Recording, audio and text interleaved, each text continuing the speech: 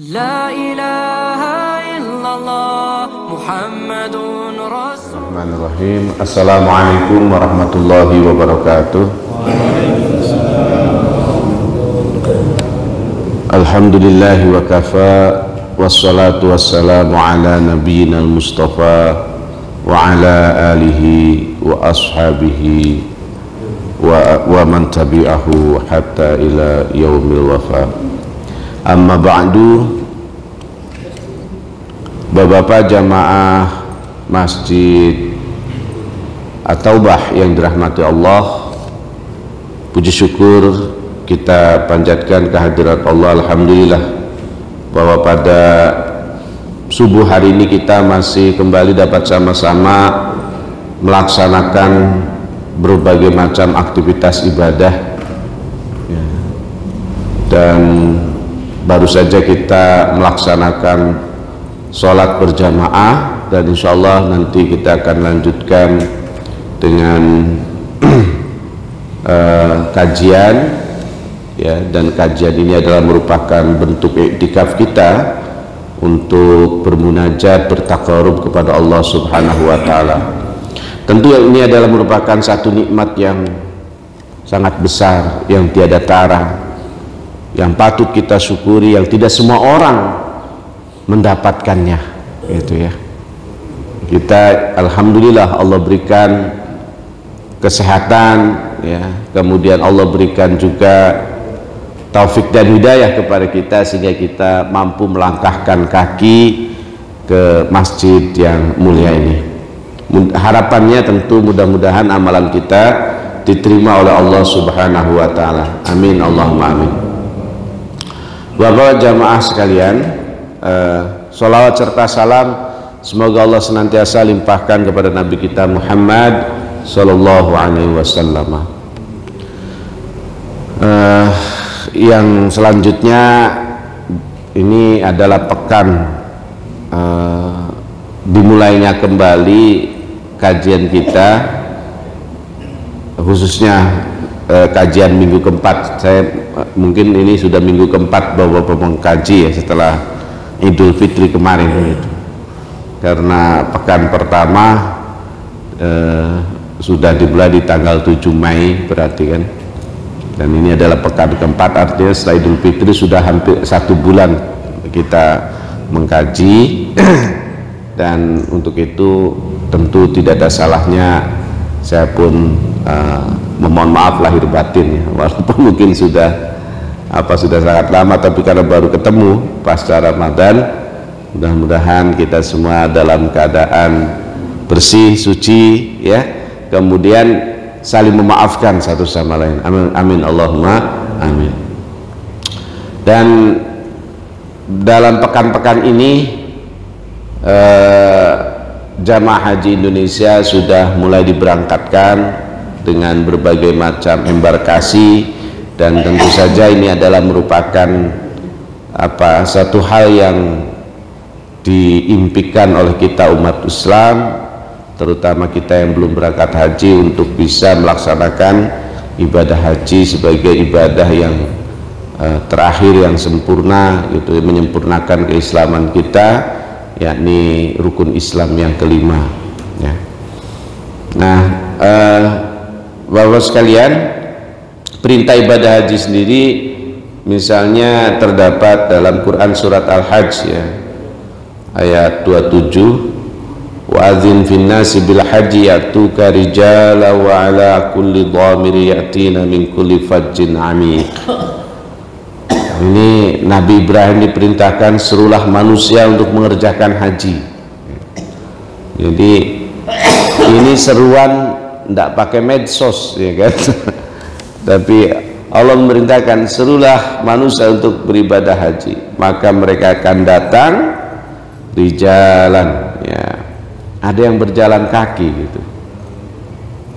Di Indonesia ada juga, Pak, yang berjalan kaki kan kemarin, bukan cuma yang bersepeda, yang berjalan kaki dari mana tuh, Jawa kalau nggak salah, ya, Jawa Tengah, itu 7 bulan. Jadi kalau bapak bayar antrinya 20 tahun jalan kaki, 7 bulan nyampe. Nah ini Masya Allah ya, luar biasa gitu. Jadi bukan zaman dulu saja yang jalan kaki itu Pak, dan bukan yang jaraknya dekat saja. Kita yang jaraknya ribuan kilometer pun ada yang berjalan kaki dan sampai gitu ya, berjalan kaki. Kemudian wa'ala kulli dhamir ya. Dan ada juga yang mengendarai setiap unta, bahkan untanya itu yang kurus gitu ya. Ya mungkin kalau sekarang unta yang kurus itu apa? Ya selain unta secara arti, secara sebenarnya, juga bagi mereka yang tidak punya kendaraan yang cukup layak sebenarnya, maka misalnya ada yang bersepeda ya. Saya nggak tahu kalau dari negara-negara lain yang jauhnya sama kayak Indonesia apakah ada gitu, tapi kalau negara-negara dekat Saudi saya kira mungkin banyak juga ya yang datang dengan berbagai macam kendaraan. Bahkan kalau yang tidak terlalu jauh mungkin bisa naik mobil gitu kan untuk datang ke Mekah gitu. Nah mereka datang dari segenap penjuru yang jauh, min kulli fajjin amiq ya. Dan ini ya terbukti Bapak sekalian ya, motivasi untuk beribadah haji begitu luar biasa sehingga orang mengerahkan seluruh daya, kemampuan ya, upaya yang dimilikinya gitu. Dan ternyata daya, keinginan, motivasi orang itu kadang-kadang oleh orang-orang yang kriminal kemudian dimanfaatkan sebagai peluang ya. Misalnya untuk untuk ya menipu gitu, sehingga ada banyak jamaah yang kemudian tertinggal dan lain sebagainya. Jadi Bapak sekalian, ini adalah fenomena ya ibadah haji. Tapi kata Nabi kan bahwa haji itu tidak akan mampu memberikan apapun terhadap kehidupan kita kalau tidak mabrur. Tetapi kalau haji kita mabrur, kata Rasulullah sallallahu jaza illal jannah, bahwa tidak ada balasan haji mabrur itu kecuali surga. Nah oleh karena itu Bapak sekalian, saya dalam konteks ini ingin melihat ya makna kemabruran itu gitu. Ya, misalnya kalau dari segi bahasa al-barro satu akar juga dengan al-birru yang artinya itu adalah kebaikan, keindahan, bahkan surga. Jadi tidak ada arti yang negatif, semuanya artinya positif. Nah berbicara al-birru itu ada dalam Quran surat Al-Baqarah ayat 177. Allah menyatakan laisal birra an tuwallu wujuhakum qibalal masyriqi wal maghrib. Bukanlah albir, kemabruran, kebaikan itu menghadapkan wajahmu ke timur maupun ke barat.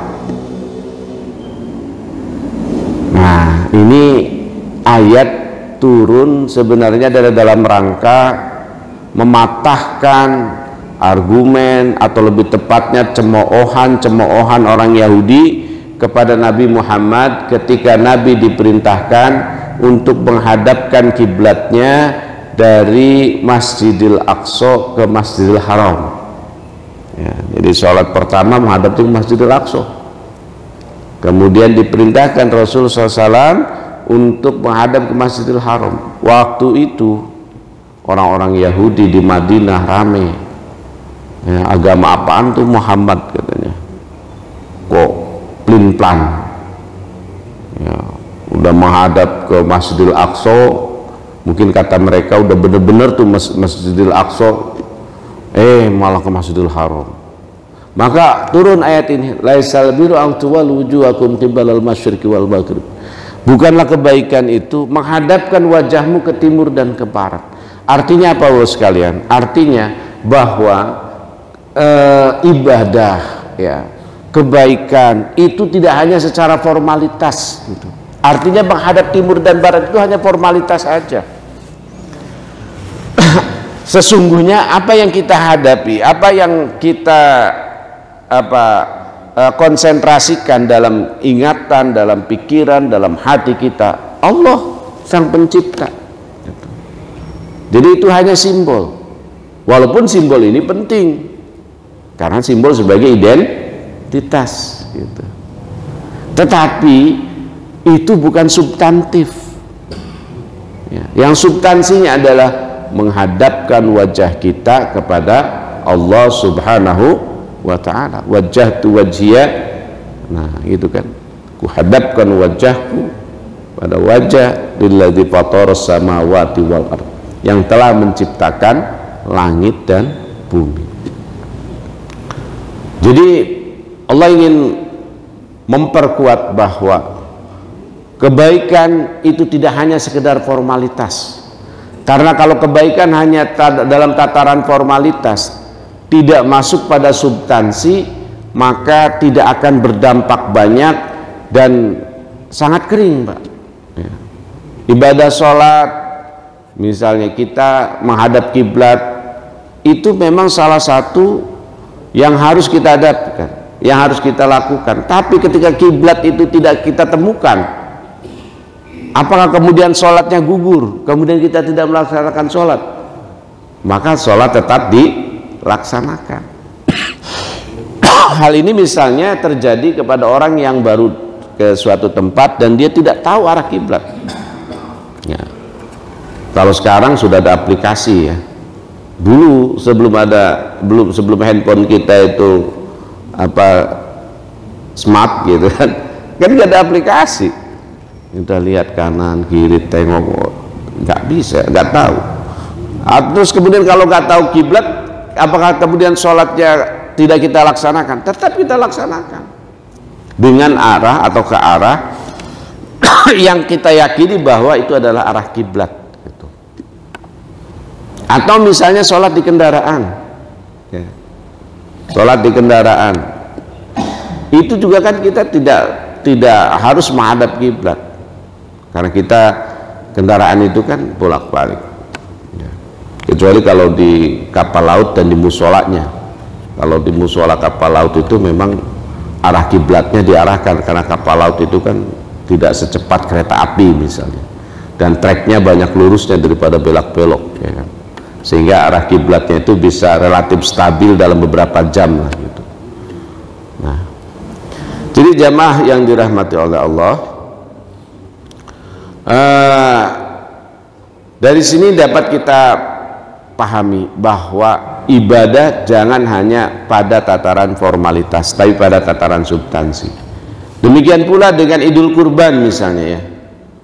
Idul Kurban itu kalau formalitasnya, legal formalnya apa? Ya menyembelih hewan kurban, 1 ekor sapi atau 1 ekor kambing.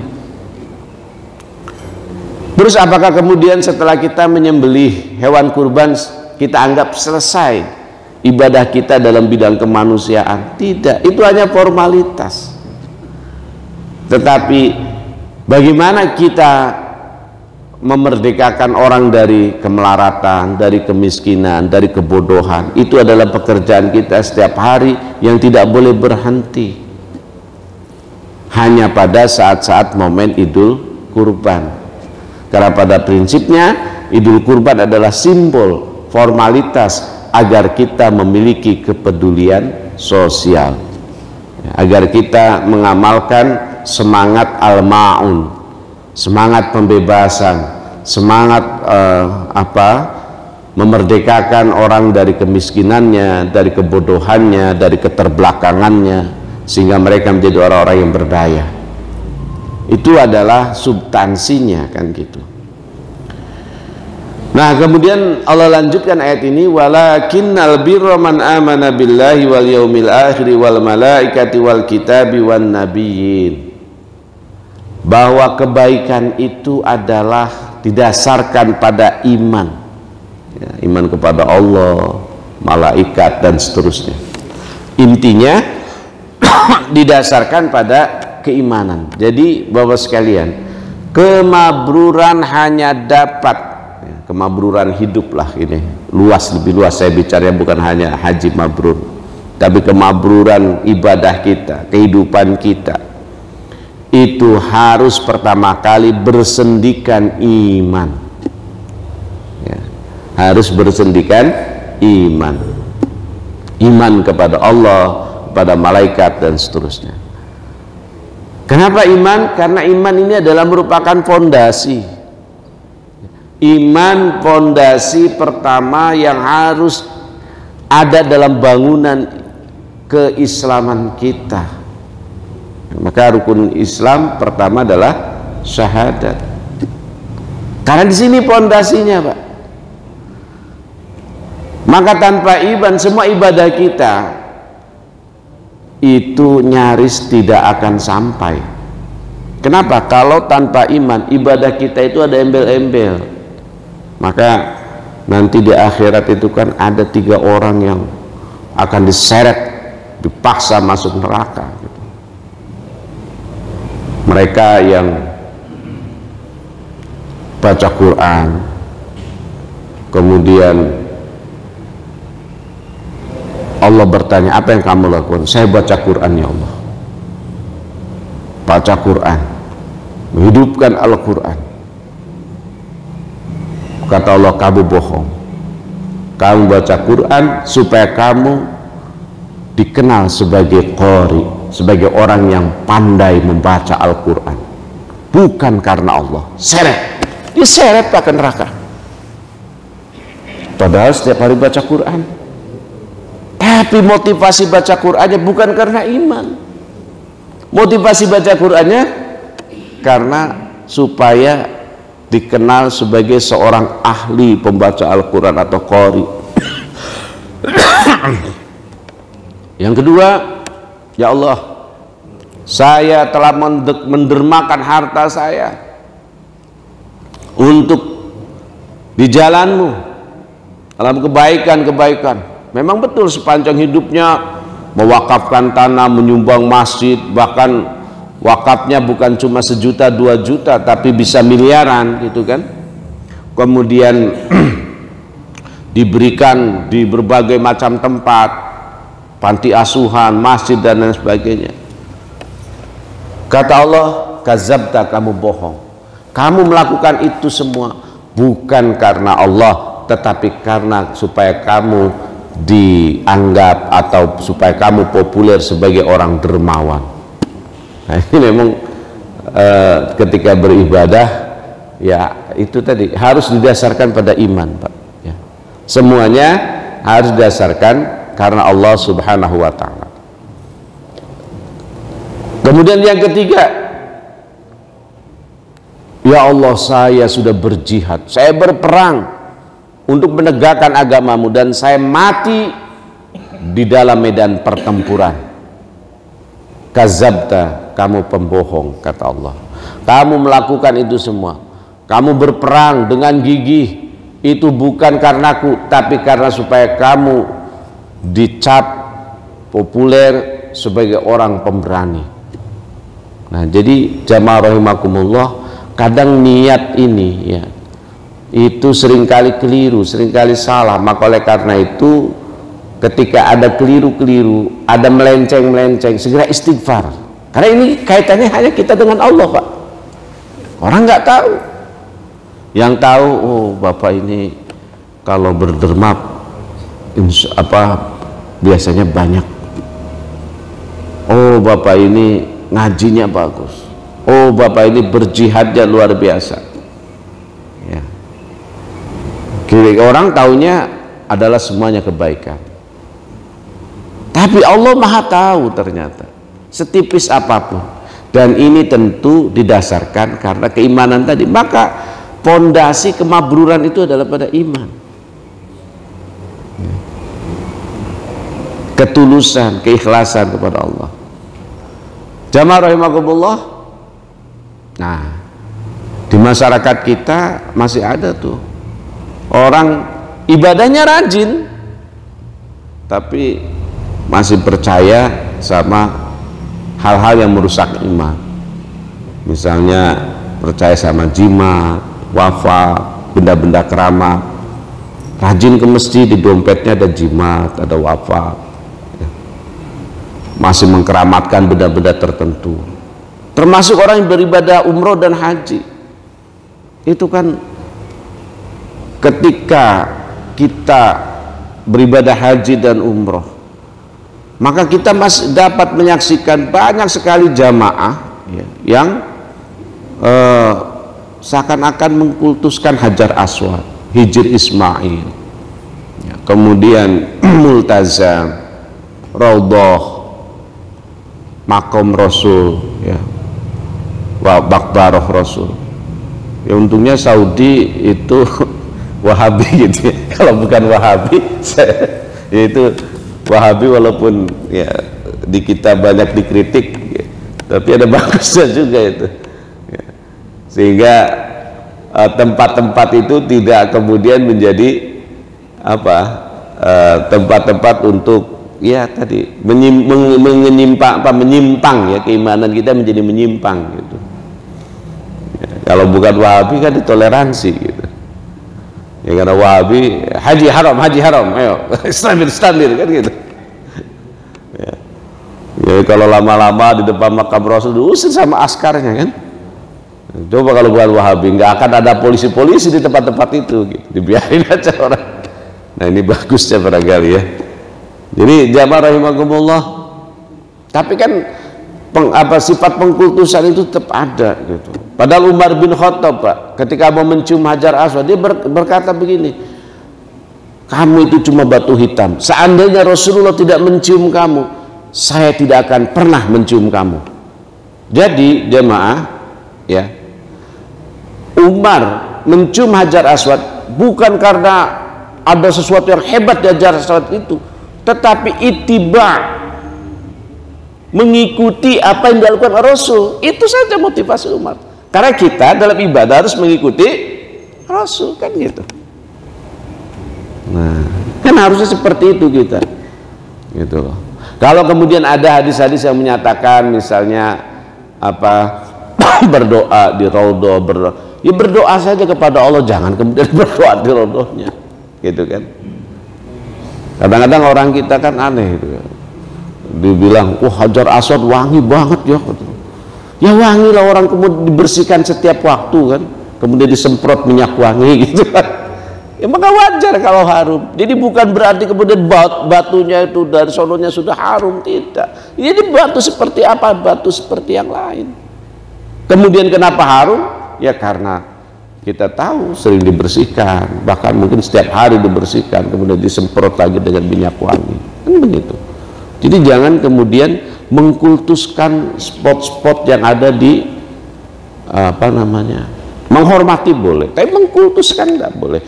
Maka ayatnya kan jelas apa? Falya'budu rabb hadzal bait. Apa itu?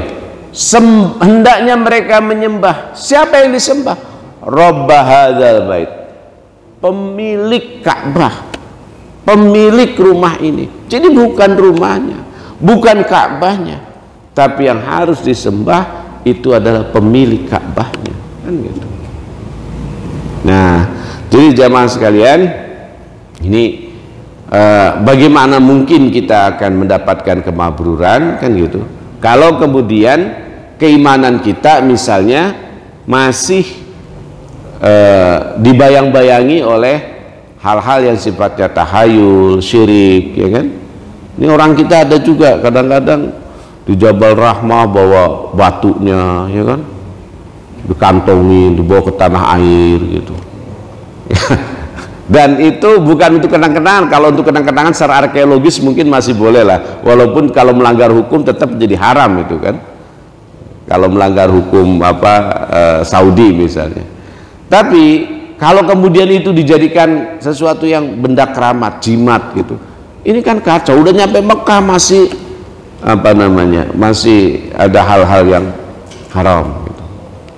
Maka Bapak sekalian, itu kan biasanya di Jabal Rahmah ya. Di Jabal Rahmah itu bahasanya kan ada bahasa Indonesia juga itu. Karena ya mungkin pemerintah Saudi mengindikasi banyak jamaah haji Indonesia itu ketika ke Jabal Rahmah niatnya udah nggak jelas gitu kan.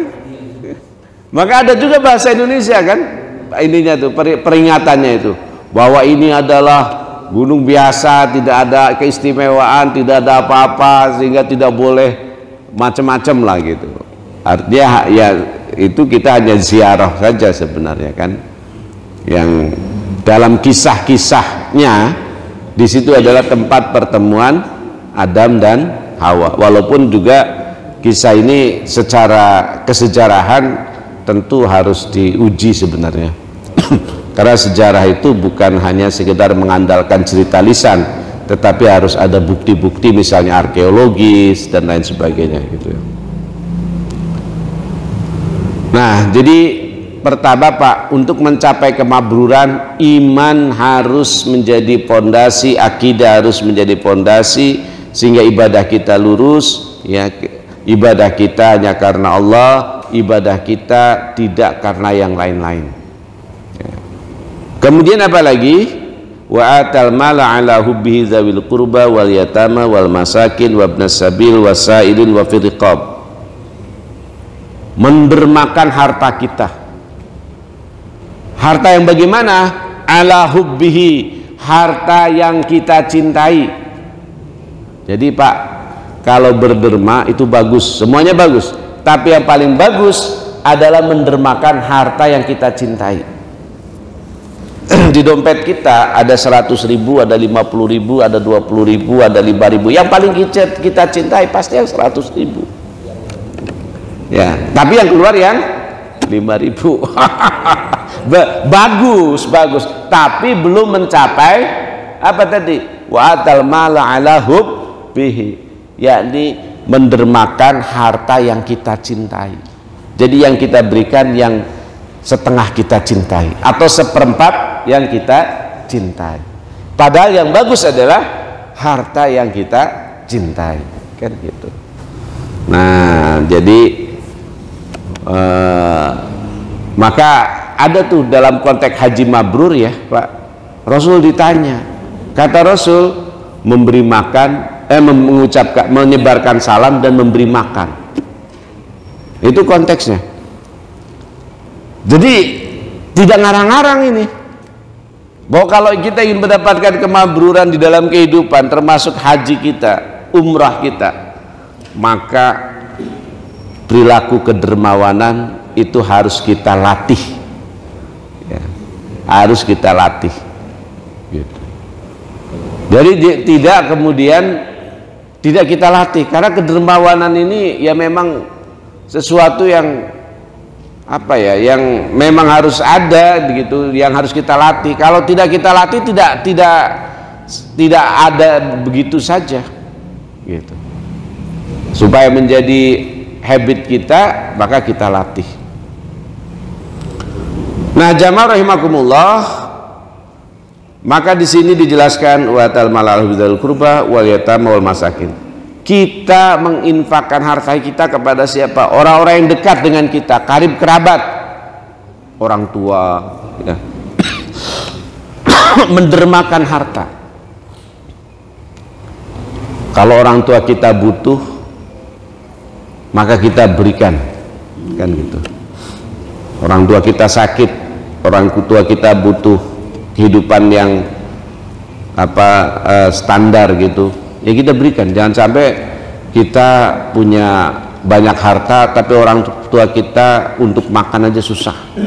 Nah, itu bakalan menjadi persoalan walaupun kita sudah haji umroh berkali-kali gitu ya. Nah, kemudian siapa lagi orang kerabat itu? Adik kita, kakak kita, ya kan? Ya, jangan sampai anak kita sarjana semua tapi keponakan kita cuma tamatan SMA, bahkan ada yang tidak tamat, dan dia tidak lanjut itu bukan karena nakal atau tidak pinter, tapi karena nggak ada duit. Nah, itu akan menjadi pertanyaan buat kita. Wong kita banyak kok hartanya gitu. Ya. Wal yatama wal masakin, anak yatim, orang miskin ya. wabdi sabil wasailin, ibnu sabil orang yang berminta-minta, wafiriqob. Nah dulu masih ada perbudakan Pak ya. Ya kalau sekarang perbudakan itu ditafsirkan misalnya penjualan orang gitu. Itu kan sebenarnya perbudakan juga ya. Jadi diiming-imingi kerja di luar negeri dengan gaji yang tinggi, tapi kemudian setelah sampai sana tidak sesuai harapan, bahkan ia tidak bisa lagi kembali. Nah maka dana-dana seperti ini bisa menjadi untuk tadi wa'atal mal itu, mendermakan harta. Kemudian waqamas sholah, mendirikan sholat, menegakkan sholat. Jamaah rahimakumullah, menegakkan sholat, mendirikan sholat di dalam kehidupan muslim adalah sebagai identitas yang membedakan dengan non muslim. Bainal kafir wal muslim as-sholah, bedanya orang kafir dan orang muslim itu adalah sholat. Maka kalau ada orang Islam nggak sholat, yang nggak ada bedanya dengan orang kafir, kan gitu. Orang kafir jam 12 kalau dibilang orang kafir ini sekarang agak-agak gimana tapi hadisnya jelas itu bainal kafir bukan bainal ghairil muslim gitu, bukan antara non muslim ya. Antara orang kafir dan orang muslim. Orang kerja ya. Orang kafir ketika istirahat ya istirahat, orang muslim istirahat, tapi bedanya orang kafir gak sholat, orang muslim sholat kan gitu ya. Jadi ya rahimakumullah, sholat ini adalah yang membedakan antara kita dengan yang bukan kita kan gitu. Maka oleh karena itu kalau ada orang berangkat umroh, berangkat haji, tapi sampai pulang ke tanah air nggak sholat, itu ya jangan ditanya lagi kemabrurannya kan gitu. Jelas nggak mabrur itu.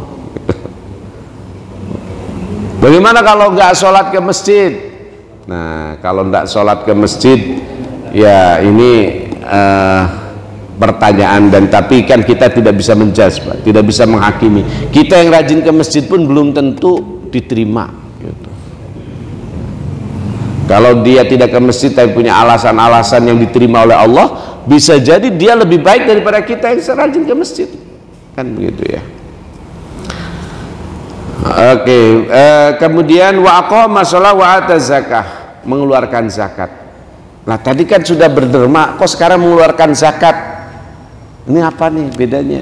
Jadi gini Pak, ternyata kalau kita merujuk kepada Al-Baqarah 177, itu yang utama, yang pertama kali, bukan yang utama, yang pertama kali dilakukan seorang muslim adalah bagaimana dia mengeluarkan hartanya untuk karib kerabat dan lain sebagainya. Baru kemudian berzakat.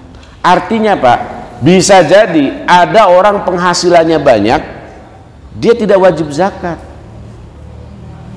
Kenapa?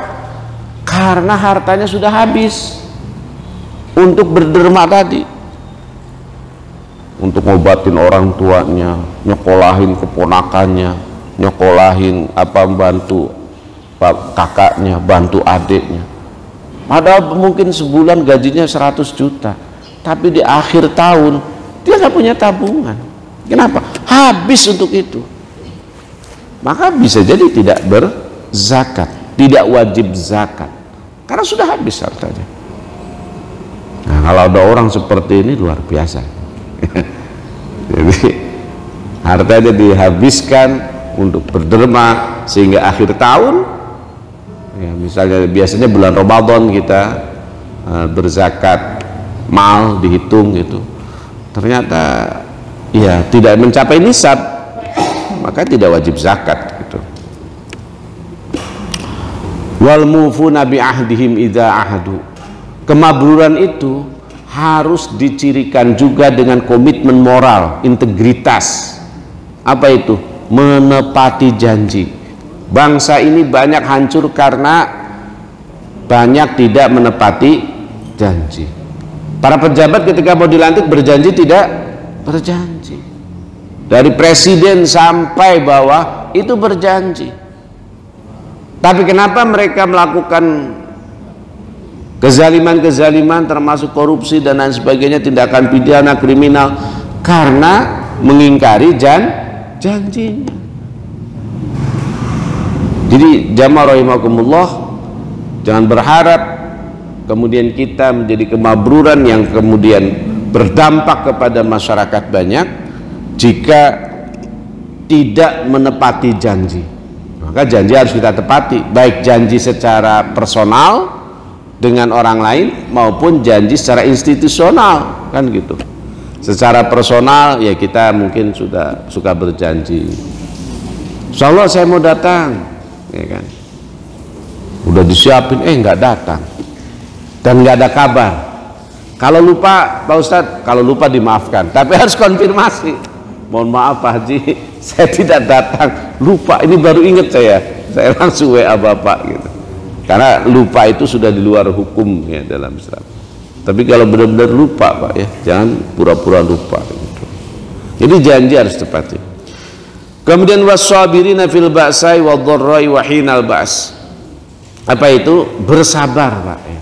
Bersabar dalam kondisi apapun, kemelaratan, penderitaan, bahkan pada masa peperangan. Hidup ini tidak selamanya mudah, hidup ini tidak selamanya landai, kadang sulit, kadang nanjak. Maka ketika sulit dan nanjak kita disuruh bersabar. Mari kita berkaca kepada Nabi Ayub. Nabi Ayub itu dikasih harta, anak-anak, istri yang cantik, semuanya soleh. Tapi kemudian karena iblis iri, ya, iblis ingin menguji, dan kata iblis pasti Ayub ini akan meninggalkanmu ya Allah kalau dia diuji, ya. Maka diuji satu persatu, hartanya habis, kebunnya gagal panen, ternaknya mati semua. Apakah Ayub stres? Enggak Pak, Ayub biasa saja ya. Ibadah rajin tetap. Kemudian anak-anaknya meninggal, apakah Ayub stres? Enggak, Ayub tetap beribadah istiqomah. Kalau ke masjid dia ke masjid setiap hari gitu kan, baca Quran setiap hari. Kemudian ketika dia diberi sakit, yang sakit itu luar biasa, sampai kemudian dia diasingkan dari rumahnya, apakah kemudian dia berhenti beribadah? Tidak, beliau tetap beribadah.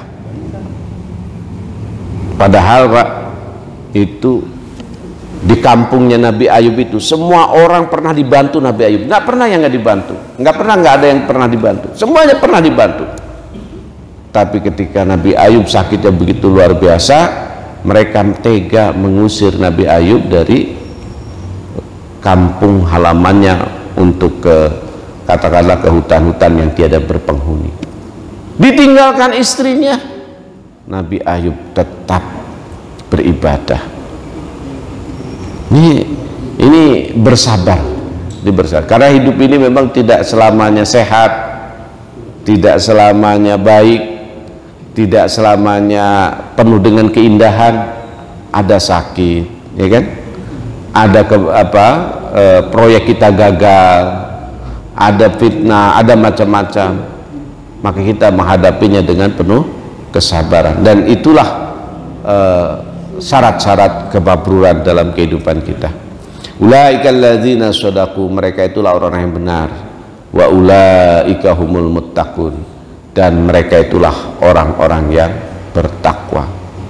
Jadi sekalian, wajar kalau kemudian di dalam hadis-hadis Rasul ya, itu ketika ditanya atau dalam konteks kemabruran itu selalu ada dampak-dampak sosial gitu. Kayak tadi afsus salam wa it'amut ta'am, ya. Menyebarkan salam dan memberi makan. Nah, ini bagian-bagian dari kemabruran, di mana al-barr atau al-bir, ya, atau kebaikan, ya, kemabruran, diterimanya suatu amal itu harus berindikasikan pada keimanan yang benar, ya. Kemudian mendermakan sebagian harta kita, menegakkan sholat, mengeluarkan zakat, dan ada komitmen moral di dalamnya. Karena tanpa komitmen moral, tanpa akhlakul karimah, maka kita tidak akan memberikan dampak apapun. Bahkan justru kalau tidak memberikan dampak apapun lebih bagus, Pak. Ya, Pak ini bahkan berdampak negatif untuk kehidupan sosial. Gitu. Ya misalnya kalau pejabat curang, itu kan dampaknya sangat luas. Kalau kita nggak punya jabatan curang, itu pun berdampak yang negatif kepada orang lain walaupun nggak luas gitu kan. Maka komitmen moral ini menjadi penting. Akhlakul karimah sebagai barometer bagi kita semua, terlebih lagi kalau kita misalnya diberikan amanah sebagai seorang pemimpin gitu. Bapak sekalian, saya kira ini sebagai pengantar pengajian kita. Harapannya tentu nanti mudah-mudahan Allah memberikan kelapangan, keluasan kepada kita semua, sehingga bagi kita yang belum melaksanakan ibadah haji, mudah-mudahan Allah berikan kesempatan, kemudahan untuk beribadah haji. Amin, Allahumma amin. Terima kasih. Selanjutnya saya serahkan kepada Ustadz Amin. Seperti biasa kita masuk sesi tanya jawab. Apakah ada jamaah yang ingin bertanya tentang ruangannya? Pagi di persilakan. Waalaikumsalam warahmatullahi wabarakatuh. Terkait di dalam rukun Islam haji, Ustaz. Tadi dikatakan bahwa dalam pelaksanaan haji seseorang itu akan terlihat apakah dia mendapatkan haji yang mabrur setelah pulang dari haji, Ustaz. Ada perubahan gitu, Ustaz ya. Nah, kita kan sudah banyak yang berangkat haji mungkin lebih dari sekali, Ustaz, gitu ya. Nah, pertanyaannya, apakah karena harta yang dibawa untuk melaksanakan ibadah haji itu yang membuat orang tidak berubah setelah menjalankan ibadah haji, ataukah karena niat seseorang pada saat dia mendaftarkan dirinya untuk berangkat haji, Ustaz? Karena kalaulah haji itu menjadikan perubahan seseorang, mungkin seperti yang Ustaz katakan bahwa orang akan amanah, orang akan menjadi lebih baik, itu pasti terjadi, Ustaz. Nah, pertanyaan saya, apakah karena dua faktor itu, Ustaz, atau ada faktor lain, Ustaz? Terima kasih. Assalamualaikum warahmatullahi wabarakatuh. Waalaikumsalam. Jangan sekedar foto-foto. Baik. Saya jawab aja langsung ya, biar nggak lupa. Baik, Bapak sekalian, saya kira betul ya, faktor-faktor itu Pak Haji itu sangat signifikan juga, karena proses ibadah atau ibadah itu kan diterima pertama karena niatnya, kedua karena tata caranya. Nah, bisa jadi juga adalah hal-hal yang didapatkan untuk itu, seperti tadi ongkosnya. Kalau ibadah haji itu kan ongkosnya dari cara-cara yang tidak halal, bisa jadi kemudian berdampak pada juga istiqomahannya ia dalam melaksanakan ibadah haji, atau ibadah hajinya sudah selesai tapi tidak berdampak apa-apa seperti tadi yang dijelaskan. Maka memang dalam ibadah apapun ya, termasuk ibadah haji, harta yang kita dapatkan ya harus halal. Itu tidak bisa ditawar kalau itu. Ya, harus halal. Makanya kita ya harus belajar bagaimana supaya kita mendapatkan harta itu hanya dari yang halal saja, dan mengurangi sedikit pun, ataupun jangan pernah mencoba-coba walaupun sedikit untuk mengambil yang bukan milik kita, kan gitu. Nah, ini yang pertama. Dan itu saya kira Pak Haji, persoalan bangsa ini di Indonesia terutama itu akan selesai kalau orang itu punya prinsip seperti itu semua. Saya hanya akan mengambil yang menjadi hak saya. Ya selesai. Ya, yang viral saya kira dari Pak Mahfud MD itu kan, kata beliau, seandainya tidak ada korupsi di satu bidang doang kan, di pertambangan katanya, itu orang kita itu tanpa kerja dapat 20 juta itu Ustaz Amin. Tidur aja dikasih 20 juta per kepala, per jiwa, bukan per kakak Pak, per jiwa 20 juta. Maka ya bagaimana mau ada perubahan dan bagaimana bisa mabrur kalau ongkos naik hajinya hasil dari harta yang tidak baik, harta haram, harta yang. Nah, maka oleh karena itu Pak, ya kita harus mendisiplinkan diri kita. Kita jamaah masjid ini harus menjadi pelopor sebenarnya, menjadi pionir dalam hal saya hanya akan mengambil hak saya gitu. Saya sering mencontohkan gini Pak, dalam konteks hanya mengambil hak saya, misalnya kalau di ibu-ibu itu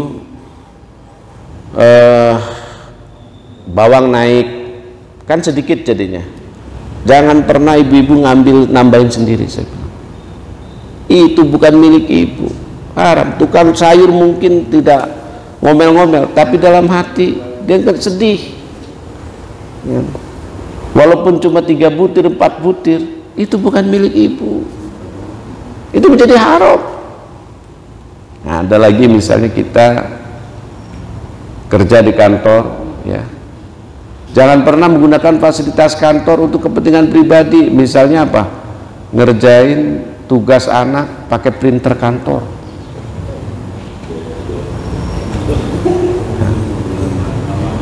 pakai kertas kantor, skripsi anak kita kerjakan di kantor gitu. Pak, yakinlah Pak, yang seperti ini tidak membuat kita kaya, tapi dapat dipastikan kita berdosa. Tapi kan itu Pak Ustadz punya kantor dan itu kertas banyak, itu bukan punya kita Pak.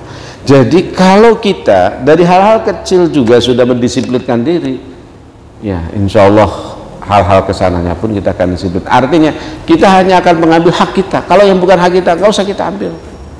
Nah, ini pelajaran pertama. Jadi saya kira saya sangat setuju Pak Lanswardi itu, bahwa ya ongkos yang kita sediakan untuk ibadah haji dan umroh itu memang harus benar-benar clear, itu adalah milik kita, hak kita gitu.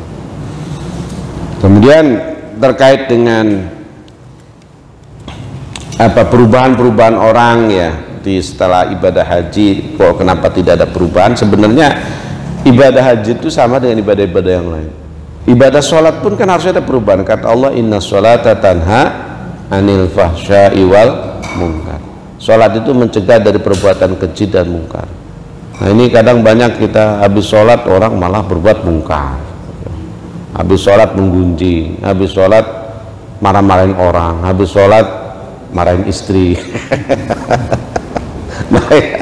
Jadi ternyata sholat kita pun belum tanha anil fahsya wal munkar. Jadi sebenarnya semua ibadah itu Pak mengajarkan kepada kita pada perubahan, transformasi kepribadian yang lebih baik, bukan cuma haji ya, bukan cuma haji gitu. Nah banyak ibadah haji, orang-orang yang beribadah haji malah kemudian tidak lulus juga ketika di Mekahnya gitu ya. Jadi belum sampai tanah air sudah tidak lulus, karena di Mekah itu kan berhari-hari kita kalau kloter akhir itu kan menunggu untuk kepulangan. Nah di situ banyak sekali setan bergentayangan.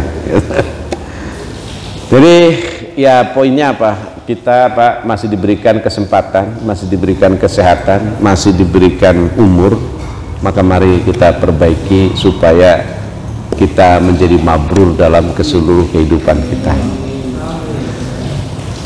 Cukup ya Pak ya. Baik, terima kasih. Mohon maaf apabila ada kekeliruan. Mudah-mudahan Allah senantiasa memberikan taufik dan hidayah kepada kita semua, sehingga kita dapat memperbaiki kehidupan kita sampai akhir hayat kita, dan ketika meninggal nanti kita dalam keadaan husnul khotimah. Amin Allahumma. Al-Fatihah. A'udzubillahi minasyaitonirrajim. Bismillahirrahmanirrahim. Alhamdulillahirabbil alamin. Arrahmanirrahim. Maliki yaumiddin. Iyyaka na'budu wa iyyaka nasta'in. Ihdinas siratal mustaqim.